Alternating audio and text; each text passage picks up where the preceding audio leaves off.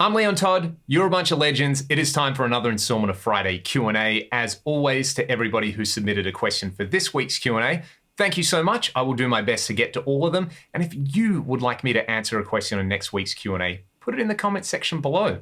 Let's go.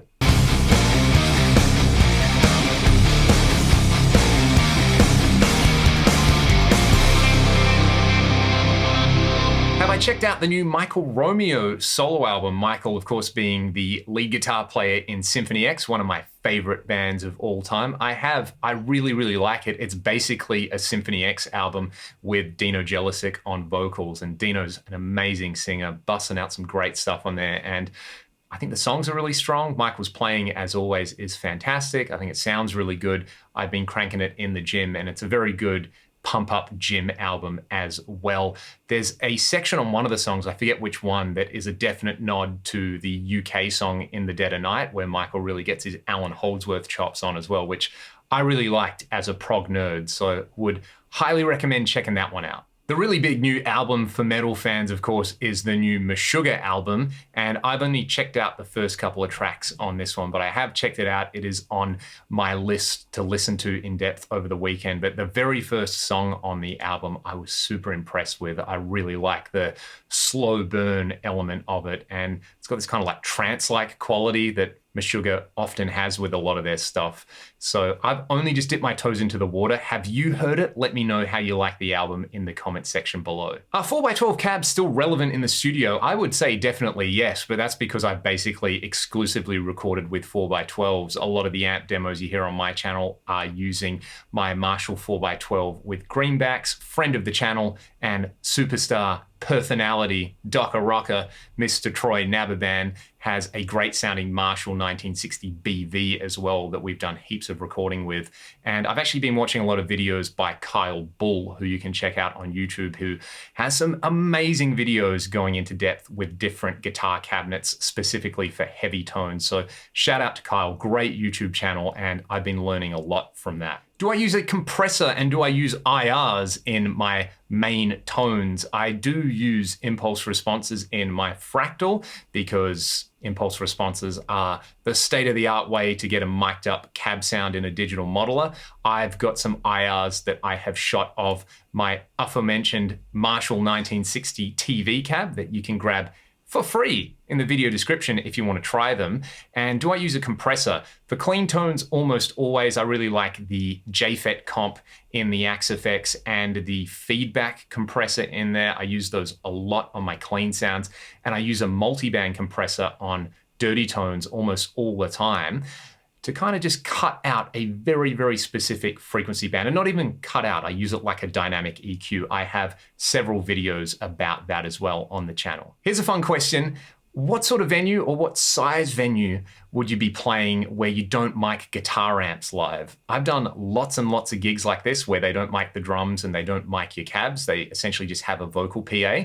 And I found happens in two places. One, in very, very small rooms where, you know, the room is so small that even having like a guitar amp with the master volume on one is probably too loud, or bigger venues where they just don't want the band to be loud. And a lot of the time, those sort of gigs, you go, why did they even book a band when they don't want us to make noise? I'm at the stage in my life, I think, where I look at a backline sheet, and if it's like, hey, vocal PA only, that I probably don't want to be doing the show with a full band anyway. Since moving to the Fractal stuff though, we've done a few smaller gigs and a few private parties where it is vocal PA only, and I've just plugged my Axe-Fx into it and it sounded fantastic anyway. So that definitely works in those kind of cases as well. Having like a 4x12 on stage would definitely be overkill. And back when I was using a 4x12, I would often turn it on its side and turn it to face the back of the venue anyway, so that I could get my amps a little bit louder and mic them and run them through the PA. And the more I did that, the more I kind of realized, why don't I just get something like an Axe-Fx? So I do understand that for a lot of shows, those shows where you don't get to run anything through the PA can be super duper fun. And I've certainly had lots of awesome shows like that and lots of terrible ones where, you know, it's just more about the vibe than the actual sound quality. What has happened to Sensitive Sunday videos? Do not worry, they will be back. I'm just taking a little break from it because I essentially was just feeling compelled to do them by the end of it. And anytime I feel like that with music, that's normally a good sign that I need to take a break from it. I have a few ideas and a few guests that I want to get on for some Sensitive Sunday videos. So maybe looking at late April or May, I will start getting back into those and putting some more tracks together. So keep your eyes peeled. Why do Australians pronounce ACDC ACCADACCA? I wish I had a good reason for this, but generally I think it's because we don't take ourselves or anybody else too seriously, and basically we're just a bunch of dickheads. I mentioned my PV Wolfgang last week. Have I played an Ernie Ball Music Man Axis? I've played a few of them. I played one with P90s that was absolutely awesome. Shout out to Tim at MT Guitars who had that guitar, and I was very, very close to buying that one. It actually turns out that a friend of mine bought that guitar and they've been using it heaps. And you know, everything that I like about the Wolfgang on that guitar carries over there. Ernie Ball have a very specific finish that they do on their necks that I am a big fan of, and having P90s on that was super sweet. As a lover of chunky single cuts, have I ever tried a Yamaha SG2000? A few times. They are super duper chunky guitars, especially the ones that have that brass insert under the bridge. Lots of good ideas on those guitars. I'm actually really into the Yamaha Rev Stars as well. I've been kind of tempted to go out and pick one up. One of my ex-students who is an absolute guitar maestro, Miles Green, has a few Rev Stars and a few other sweet Yamahas as well. And every time I play their guitar, I just kind of go, why don't I have one of these? This is a fantastic question. I've been looking forward to answering this one. Did I have any particular aspects of guitars or guitar gear in general when I was younger that I would really get fixated on that I don't get fixated on now?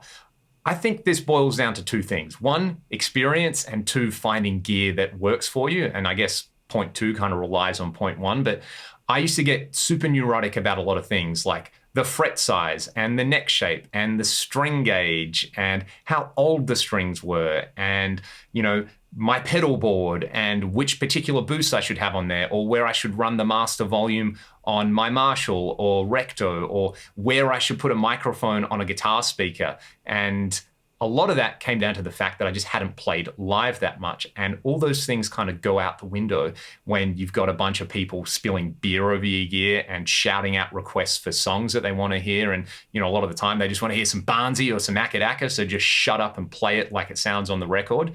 And those experiences of playing in Aussie pubs where you don't have the ideal rig, or maybe you've only got a vocal PA, but it's all about keeping the audience happy, just kind of made me sort out my priorities. And those things that I used to get really fixated on, which were almost every part of playing guitar, I'm far less fixated on now. Now I'm more about just kind of preparing for shows. So making sure I get enough sleep and making sure I eat well and making sure I stay hydrated and just trying to have fun and be relaxed on stage and, you know, smile and have a good time and enjoy the fact that I get to make music with some of my best friends, which is something I'm so lucky to do. One last question for this week. Which digital audio workstation should you use?